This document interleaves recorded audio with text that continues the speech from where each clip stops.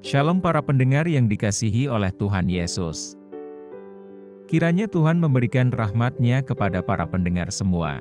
Sebentar lagi kita akan mendengarkan pembacaan Alkitab audio dalam versi bahasa Indonesia sehari-hari.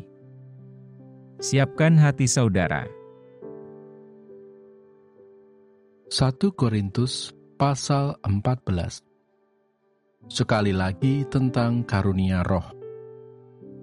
Kejarlah kasih itu dan usahakanlah dirimu memperoleh karunia-karunia roh, terutama karunia untuk bernubuat.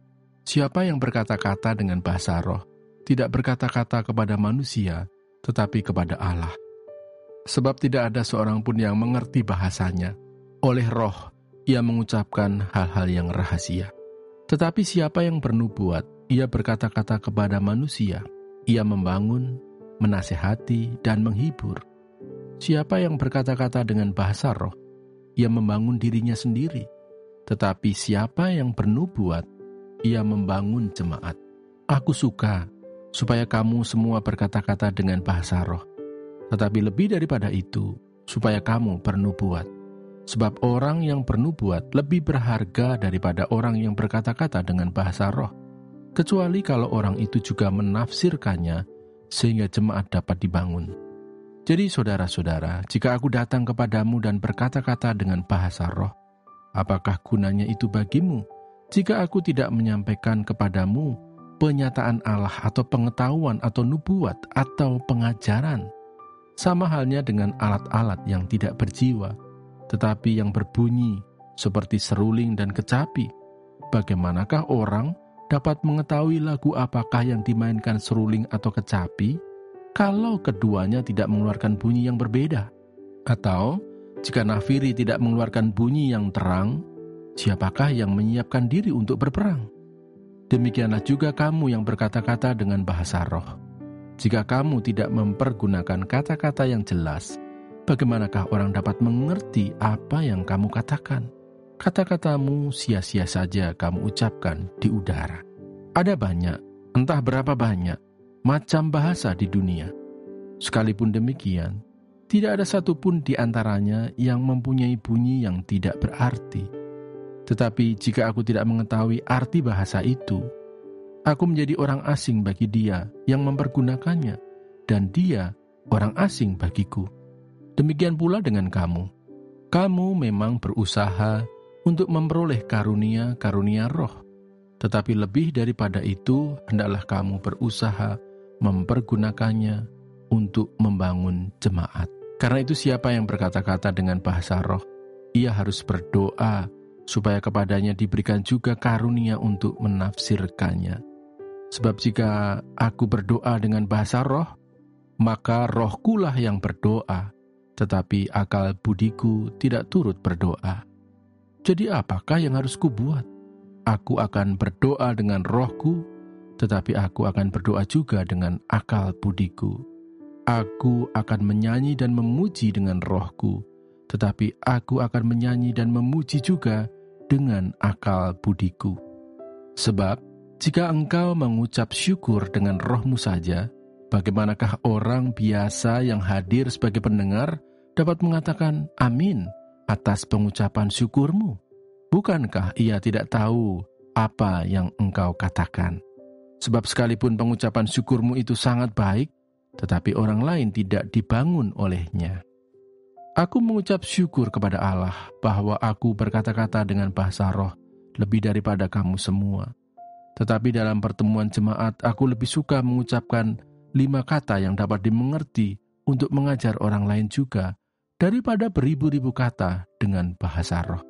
Saudara-saudara, janganlah sama seperti anak-anak dalam pemikiranmu. Jadilah anak-anak dalam kejahatan, tetapi orang dewasa dalam pemikiranmu. Dalam hukum Taurat ada tertulis, oleh orang-orang yang mempunyai bahasa lain dan oleh mulut orang-orang asing, aku akan berbicara kepada bangsa ini. Namun demikian, mereka tidak akan mendengarkan aku, firman Tuhan. Karena itu, karunia bahasa roh adalah tanda, bukan untuk orang yang beriman, tetapi untuk orang yang tidak beriman. Sedangkan karunia untuk bernubuat adalah tanda, bukan untuk orang yang tidak beriman, tetapi untuk orang yang beriman.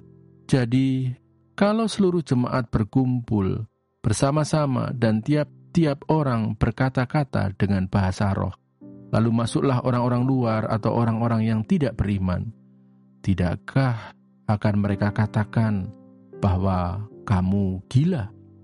Tetapi kalau semua bernubuat, lalu masuk orang yang tidak beriman atau orang baru, ia akan diyakinkan oleh semua dan diselidiki oleh semua. Segala rahasia yang terkandung di dalam hatinya akan menjadi nyata, sehingga ia akan sujud menyembah Allah dan mengaku, sungguh Allah ada di tengah-tengah kamu. Peraturan dalam pertemuan jemaat. Jadi bagaimana sekarang saudara-saudara?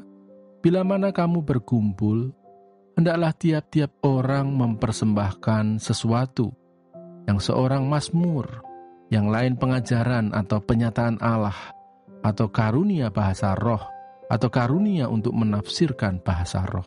Tetapi semuanya itu harus dipergunakan untuk membangun.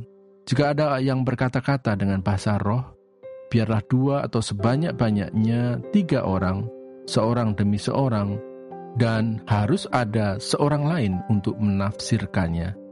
Jika tidak ada orang yang dapat menafsirkannya, hendaklah mereka berdiam diri dalam pertemuan jemaat dan hanya boleh berkata-kata kepada dirinya sendiri dan kepada Allah.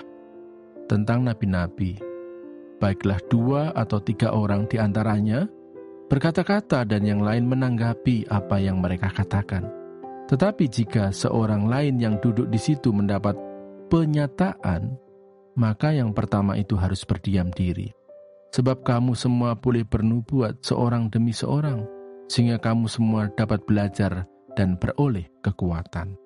Karunia nabi takluk kepada nabi-nabi, sebab Allah tidak menghendaki kekacauan, tetapi damai sejahtera.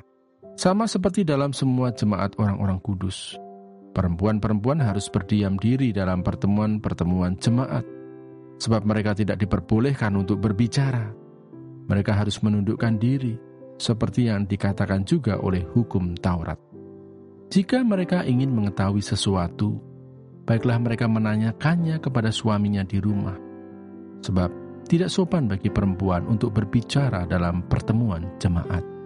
Atau adakah firman Allah mulai dari kamu? Atau hanya kepada kamu sajakah firman itu telah datang? Jika seorang menganggap dirinya nabi atau orang yang mendapat karunia rohani, ia harus sadar bahwa apa yang kukatakan kepadamu adalah perintah Tuhan.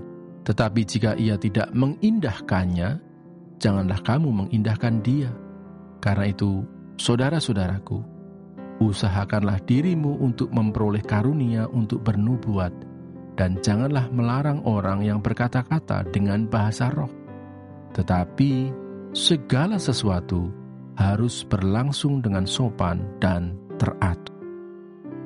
Terima kasih Bapa di surga untuk firman-Mu hari ini. Berkati kami semua supaya kami mengerti isi hati-Mu.